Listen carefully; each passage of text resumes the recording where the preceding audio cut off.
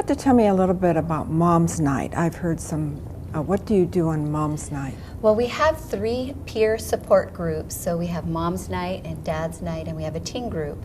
And the Mom's Night is wonderful. One of the things we realized many years ago is that if we called it a support group per se and had everybody show up at the center and kind of sit in a circle, everyone's just sort of sat and stared at each other. So I determined that if we took the emphasis off of kind of the talking part of it and centered it around an activity, then it would happen more naturally. And so we started to do things like take them out to dinner and a movie. And this is all done with grant support, so this doesn't come out of operational monies.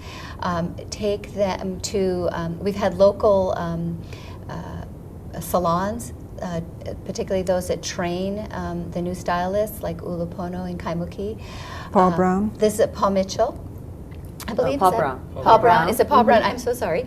And so therefore, those stylists will donate their time and they'll do their hair and their nails and things like that. Oh. Manoa Valley Theater will give us tickets. We'll get tickets for a play. Manoa Valley Theater. Donates tickets. Very generous. And so the moms will have dinner and then go see a play.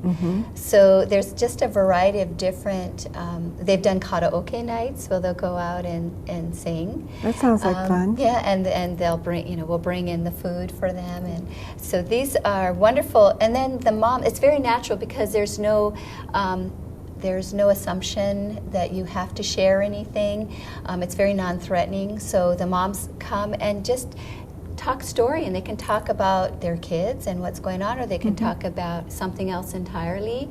And they're supporting one another, and they're laughing, crying, and it's just very natural. How nice! natural. I gotta hear about Dad's Day. Dad's Day. But also too, a lot of our families, they don't start off that way. I mean, most of our families, generalizing, they're a young couple, they're both working, they're paying all their bills, they may have 2 new cars, they're doing okay, and then all of a sudden, this is a diagnosis that hits them overnight, and the first thing that starts happening is your discretionary spending. So for the moms to go out and be treated at things like that, it's something that the rest of us take for granted.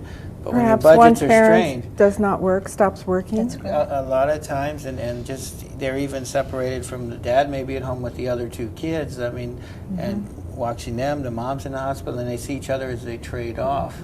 And so just to have those breaks, and I think just to feel that you're not alone. A lot of the moms have said, just the recognition that they're not the only ones facing what they're doing is kind of therapeutic for them. Okay, great. For the dad's night, if you use the word support, no one would show up. That's their dads. That's right. And we have one of the few successful dad's night in the States. And the only reason I know that is the AUW, which we're an agency of, called us once needing to do an article because they couldn't find any successful dad's nights. So it's just hard, like you said, if you say support. But the dads, we don't get the pedicures or the things, or we don't get our hair done. We usually go out to dinner and a movie, and then once or twice a year we'll have massage nights where we usually there's massage schools that will come over. And again, it's like Donna said, it's not as structured. We may talk about politics or sports or anything, but it always works up in the conversation. We'll have a new dad, or we'll have something, and they'll start talking about a treatment, and then the dads will all share, and it's kind of fulfills that. We bring together these different people from different medical places. So if you're at one hospital at Tripler, you may not come into contact with the families that have a diagnosis and they're being treated at Kaiser. Yet we bridge them all together. And from time to time, we have a lot of military. It seems like we have waves where I have a lot of military dads, and then they'll all go off to sea or something, and they're all gone at once, and then we'll go for a while, and then we'll get a bunch more. Okay, thank you. I heard about Teens Night, and what do they do for teens? Well, before we move on to Probably teens, pizza. I hope you don't mind, but I want to just give a parent spouse sure. perspective on moms and dads night, because I've gone to mom's night, and my husband goes religiously to dad's night. And I have to say, one of the reasons I think the dad's night really is successful is because of Steve. Because he's our sole male employee.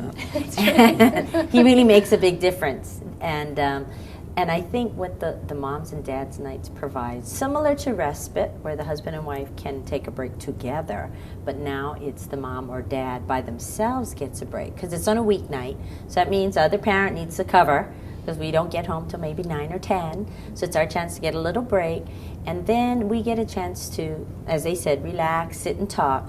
But then when we see each other in another venue, another event like family dinner, one of the Christmas party, now we know a few more families. So that part's very nice, because I know for the dads especially, you know, moms are going to chit-chat a lot more, say hi, you know, dads are just going to kind of hang out on the side. But since dad's night has been such a success, I see lots more of the dads going out of their way to go out there, say hi, how you doing, and they're standing there talking on the side to each other. And so that's really, I think, created a lot more bonds for family dinner, you know, just for all of the events. So it's really brought together a lot more of the families and provided opportunities to have another friend, have another, you know, more networking, and really subtly, you know. That's wonderful. And I know the siblings get neglected, so do you help out? Neglected is Well, kind of a harsh word in I'm the sorry. sense that, you know, I honestly think that at Hugs, we all feel that it's an honor to work with the families we do, because, you know, Donna had said we go out to the hospitals and we intake the families, but the families choose to join us. So it's not like, you know, you're I'm diagnosed and, sorry. you know, that's No, and but it's just that it's- sometimes the child, it's so hard, they're juggling the ill so many- child may, you know, require gets all so the much attention. time and That's right. attention. Yeah. That's exactly right. And they have to deal with the crisis at hand. These are good parents, but they have to deal with what's right in front of them. And so they are, like Steve said, trying to juggle managing the care of the ill child, making sure that the needs of the other children are being met, and then as a couple trying to make sure that the marital relationship stays intact. So at Hugs, several years ago, when we started to see anywhere from mild to severe behavioral problems among the sibling population, we really turned our focus and not away from anyone else, but we said we need to make sure that every child that walks through this door feels just as special. And so whenever there's a goodie bag or a present or anything of that nature that's going to be given, every child in the family will receive it, and it'll be equitable. And the families will say, the parents often will tell us that within Hugs, that's the only place that this occurs, because if the child's in the hospital, it's auntie and grandma, and they're coming, they're bringing gifts, but they might not necessarily bring it for the other child. Okay. And so every child, ill or sibling at Hugs, feels like they're a VIP, Okay. and they are. Could somebody tell me about the laughter wagon? Sure, I'll let Steve. Would you like to do that? Okay, he'll defer to me.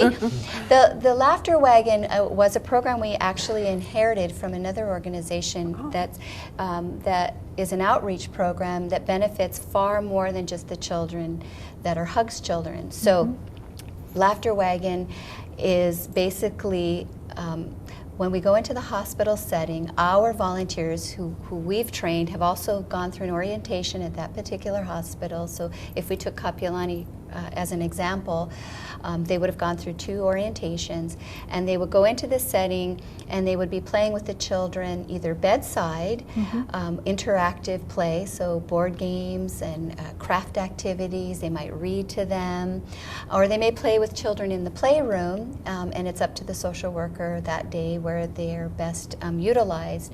Okay. But it's wonderful because there are moms that'll say, that was the day I was just going to pull out all my hair until that Hugs Laughter Wagon volunteer showed up and kept, you know, the siblings busy or kept the ill child busy. And if they're hospitalized for a long period of time, they're getting bored. They're getting a little stir crazy. Oh, I could imagine. So this has been a tremendous relief to Oh, the that's parents. good. Yeah.